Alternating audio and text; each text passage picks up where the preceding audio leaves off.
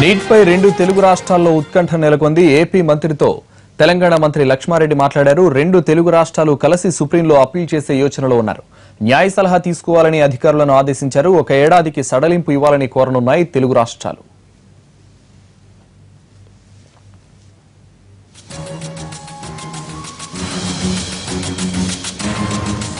దీనిపై మరిన్ని వివరాలను మా ప్రతినిధి సోమగోపాల్ అందిస్తారు. సోమగోపాల్, నీట్ ఎగ్జామ్ నిర్వహణపై తెలుగు రాష్ట్రాలు ఏ విధంగా ముందుకెళ్లబోతున్నాయి?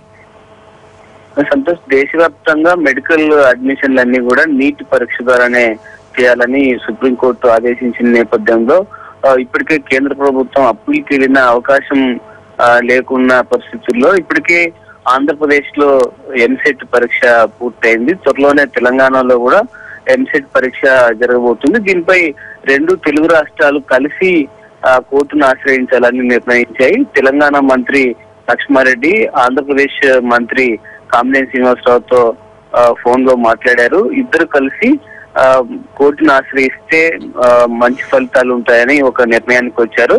అలాగే రెండు రాష్ట్రాలు కూడా న్యాయ సలహా తీసుకుంటున్నాయి. ఇప్పటికే విద్యార్థులు ఒక పిటిషన్ వేశారు. అలాగే కేంద్ర ప్రభుత్వం కూడా ఈ ఒక్క ఏడాది అవకాశం ఇవ్వాలని కోరిన అప్పీళ్లు చేసిన నేపథ్యంలో వాటికి కూడా సుప్రీంకోర్టు అంగీకరించలేదు. ఈ నేపథ్యంలో విద్యార్థులు తల్లిదండ్రులు కూడా కొంత గందరగోళ పరిస్థితిలో ఉన్నారు. ఈసారి మనం నీట్ రాయకపోతే మిస్ అయిపోతామేమో, జాతీయ స్థాయిలో రావాల్సిన కోటా రాదేమో అన్న ఆందోళన వారిలో ఉంది.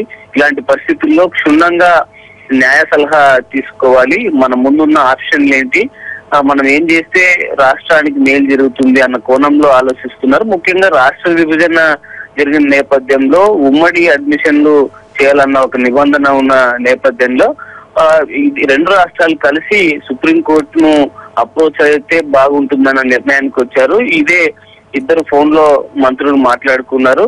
రేపు ప్రత్యేకంగా ఒక సమావేశాన్ని విడివిడిగా రెండు రాష్ట్రాలు ఏర్పాటు చేసుకుని ఆ తర్వాత ఏం చేయాలని దానిపై ఒక తుది నిర్ణయానికి రానున్నారు. సంతోష్. Thank you Som Gopal.